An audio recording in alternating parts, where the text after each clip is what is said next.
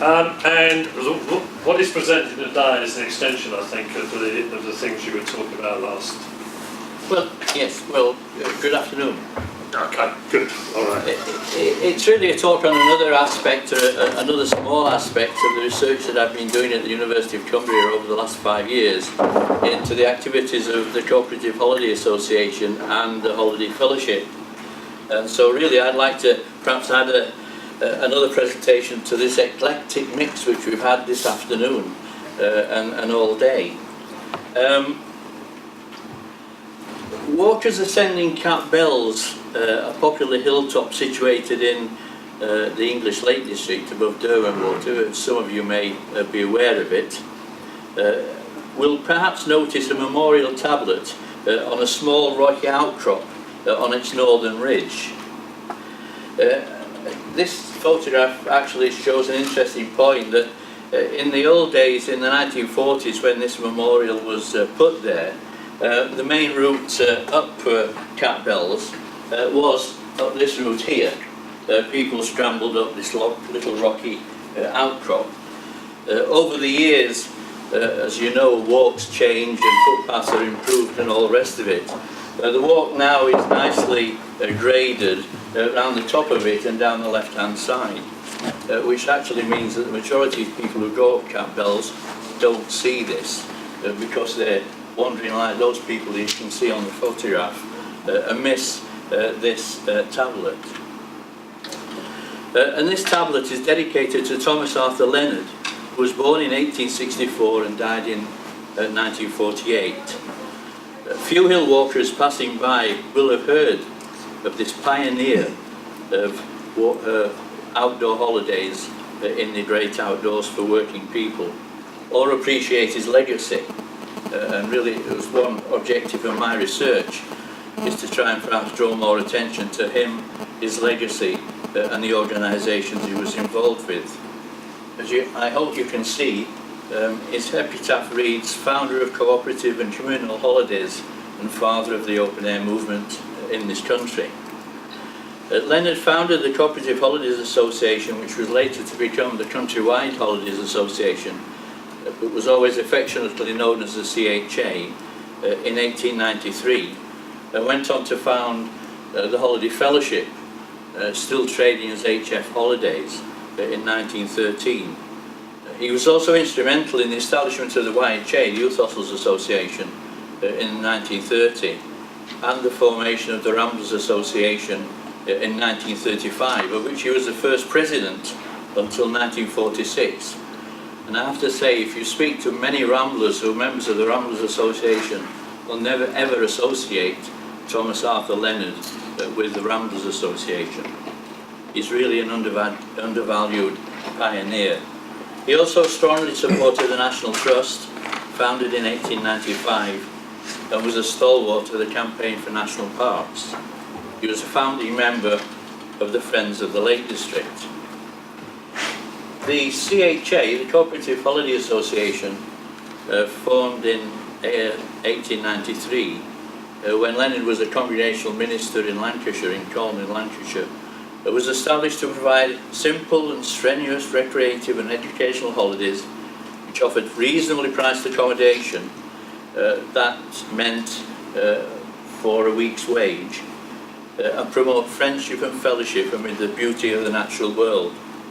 The emphasis of these rational holidays was on both spiritual and physical renewal through communal walking and social activities, through religious observance and the prohibition of alcohol. They were a reaction to the trivialisation, if you like, and the commercialisation of increased leisure time, which we've all been hearing about in the late 19th century.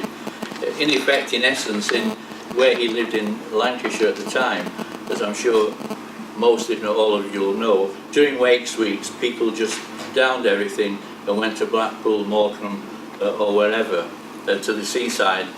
And as far as Leonard and his type of congregational sympathisers thought, they spend their time frivolously, spend their money frivolously, and there were far better ways to spend that precious holiday time on rational holidays in the outdoors. I could perhaps also add that on these compulsory walks, which a holiday would perhaps consist of 5 days of walking, 10-15 miles a day, and then communal social activities in the evening, singing was a very important component of those holidays. People on tramp, on walk with the CHA would actually sing whilst they were walking. And the CHA and the Holiday Fellowship both had a songbook which formed part of the holiday guide. Over the period of time it increased from 40, 50 to 60, 80 or 100 songs. In the first instance they were very much a religious song based on psalms and hymns and so on, but became more and more secular as time went on. But communal singing was a very important component of, if you like, the concept of cooperation, collectivism, of friendship and fellowship, which the CHA followed. Just to give some kind of context, I hope you can read this graph, but this just simply shows how the CHA has developed over the 20th century. From its beginnings prior to the First World War. This graph essentially takes it forward from the First World War onwards. So that by 1913, 20 years after its foundation, it had 13 guest houses. And these gradually increased through the 20s and 30s, reduced during the Second World War, reached a peak in the 60s and 70s. And then through rationalisation, through competition from other organisations and so on, reduced and gradually reduced in number till the CHA ceased to be a provider of holidays in 2002. Now my talk today is about really the English Lake District and the role of the CHA in the changing perception of the Lake District from a shrine to nature to a national playground. The Lake District was the destination of the first holidays organised by Leonard in 1891 when 32 members of his congregation, all men you might note, went to Ambleside and stayed at the Smallwood House Hotel in Ambleside. Parties, perhaps I should add that I don't think they're in their walking gear there. I think that's very much a staged photograph showing them in their Sunday best. You'll see a photograph later on showing them more in their walking gear. Their bowler hats have been replaced by flat caps in the main. But the first holiday to Ambleside was followed by holidays elsewhere in the Lake District, and this is a poster of subsequent holidays to Ambleside and Keswick. And I think it gives a good flavour of the kind of holiday which was being provided here. Rambles were accompanied by university companion guides, by local experts who could speak on the botanical, the natural history and social history of the locality. There were evening lectures, chatty lectures upon geology, history and literature. The fare was £30 in this case, including the railway fare. And this particular kind of holiday at this time was very much organised for men, for men's clubs, as you can see. And in fact it created quite a stir, and very quickly the CHA became also amenable to women. And during the next 100 years, the Lake District was the focus and really the location of some of the CHA's most notable guest houses. The first property which the CHA acquired was Newlands Mill outside Keswick, an old woolen mill that had latterly been used as a graphite factory, making pencils for the Keswick Pencil Company. And that was converted, as you can see in there. Leonard is quoted as saying, "We converted this drab dirty old mill into a place of sweetness and light. And for many years it provided holidays at 22 shillings and sixpence a week. It was Spartan, as you can imagine. It provided strenuous, simple holidays, dormitory accommodation, no running water. Most of the water was taken from the beck that goes under the mill, and where people got bathed and showered and bathed and washed and so on. And it remained an outdoor centre, and still remains as an outdoor centre run by a private company. The success of Newlands led to the purchase of other centres in the Lake District. In 1912, Stanley Gill House in Eskdale was acquired, and this provided accommodation in the more remote western part of the Lake District, much closer to Strawfell and Great Gable and the higher hills of the lakes. This was followed by the purchase of a house in Grasmere, just outside Grasmere, Forest Side, in 1925, at a period when old country houses were coming onto the market very easily, and there were many available at low prices, which was at the end of the day perhaps one of the undoing of the CHA, in that although they were cheap to buy, they were very difficult and expensive to run.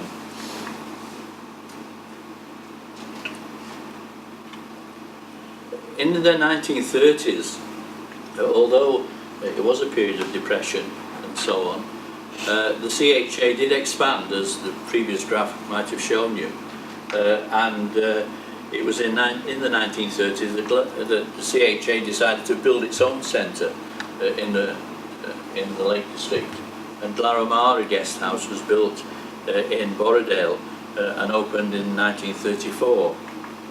It was a kind of Swiss chalet style building, rather incongruous in the Lake District surroundings.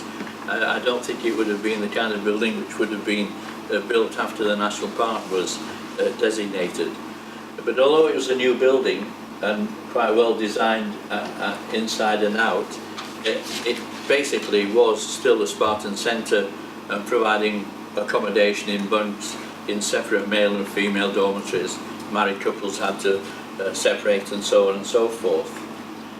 But after the Second World War, as the demand for more luxurious accommodation took hold, properties like this one, Luffrigg Brow outside Ambleside, was acquired in 1944 to provide accommodation in what was a popular area in the south of the Lake District.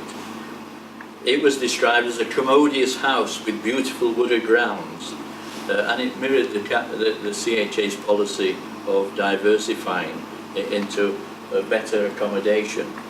And so in the Lake District we had 4 properties, the Forest Side in Grasmere, and this property which satisfied the demand for less strenuous walking holidays, and the Spartan centres at Eskdale and Borrowdale, which provided much more simple and strenuous centres.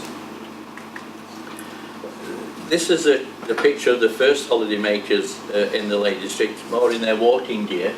I don't know how they managed to keep their hats on in a Lake District gale, but there are also other real differences, and I'm sure you're aware. This was the walking gear in the 1890s, very different to the walking gear in the 1990s.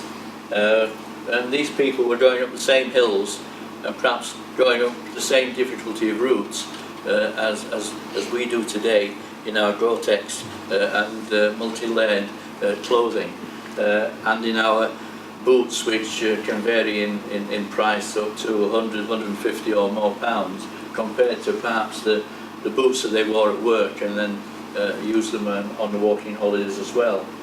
But the other interesting feature here is that they all have walking sticks, and we think walking poles are a new invention, but they were walking with sticks in the main in the 1890s. But these kind of trips, where the emphasis was on compulsory daily rambles supplemented by lectures on place names, rocks and plants, really allowed these people the opportunity to commune with nature which was a philosophy espoused by Thoreau, whose writings had a strong influence on Leonard. In fact, Leonard's house, Walden, was called after Walden, the house in Thoreau's book, in the forest. And you can imagine, can't you, I hope, the impression that these people got being taken from Colne and other places in North East Lancashire to the Lake District, seeing for the first time, you know, Herdwick sheep, mountains and lakes, and bracken that was bronze on the hillside. You've seen the photographs, and probably you've seen it in reality as well. For these people who might have gone outdoors, but on their doorstep was a kind of sour moorland that you get in the Pennines, in the southern Pennines, to be taken to the Lake District was a completely different phenomenon. And you can, I hope, see how that would really replenish them, not just physically, but spiritually as well. And perhaps for a lot of people today, it still does the same. But as I will come on to, I think more and more the Lake District has become known as a national playground, a sporting facility, rather than a shrine to nature, to the literary background and the mix of mountains and lakes, the landscape that adorns it. And quotations from the CHA's magazine and from contributions which members made, the ordinary members of these walking groups, not by Wordsworth or by some literary genius. This is an ordinary working man from the northeast of Lancashire who wrote that. And I wonder how many working men from Lancashire would write that today. But that sums up, I hope, what walking in the Lake District meant to many of these people at that time. Of course, they also wanted to get to the top of a hill and wanted to see the view. And other contributions to the magazines and so on express again the view that one gets from a hilltop when it's not raining or misty, and the sense of achievement that one obtains by doing that. Although the first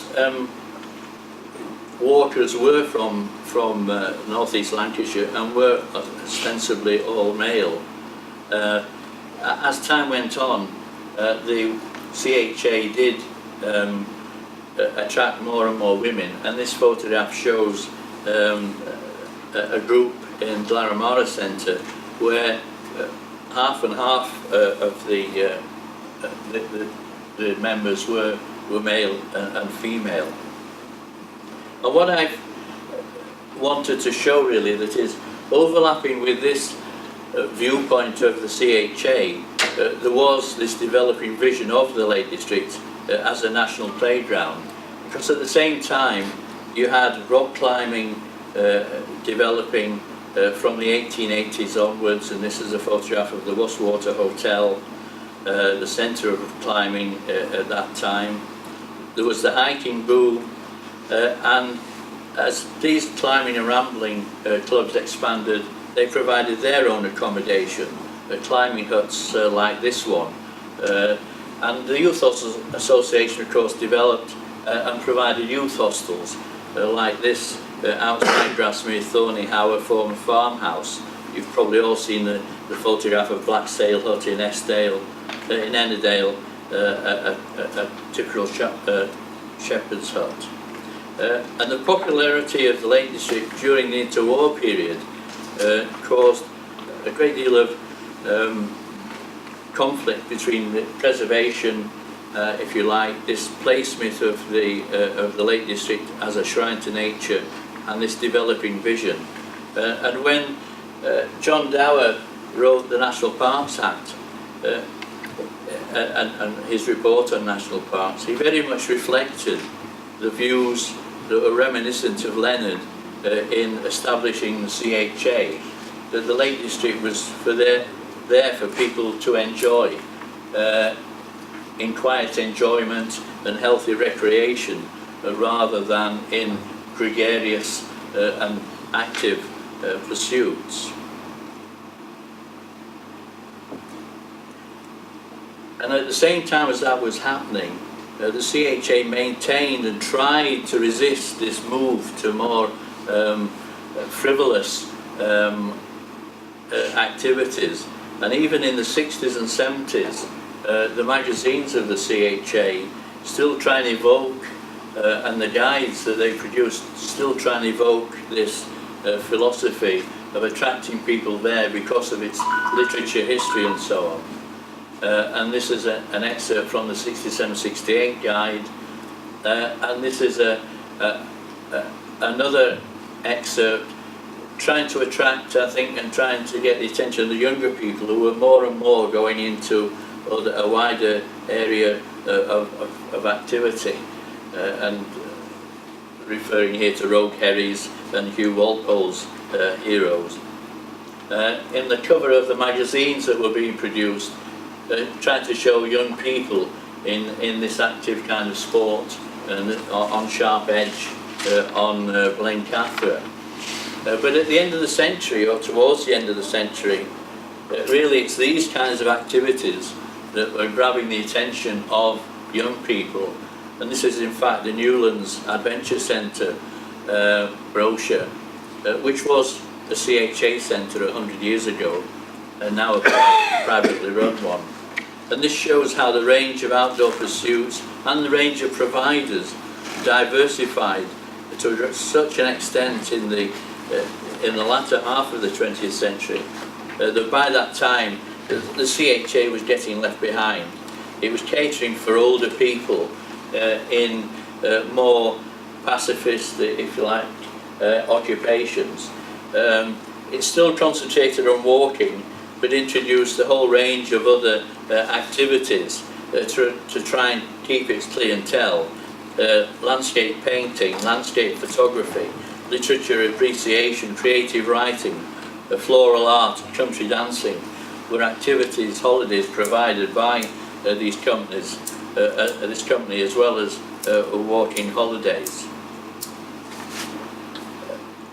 So whilst the CHA has changed from a position of dominance in the pre-war, pre-First War period, it's now just one. It was just one of hundreds of providers of outdoor holidays.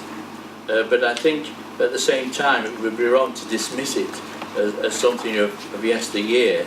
The CHA pioneered recreative and educational holidays for young people 40 years before the YHA was established, long before Outward Bound and Brathay Trust were established, long before local authorities ever got involved in outdoor education centres. And although for many years, for many visitors, the Lake District is more playground than shrine to nature, the CHA played an important role in maintaining the place myth of the Lake District, based on its literary associations and scenic beauty, for which it is internationally recognised.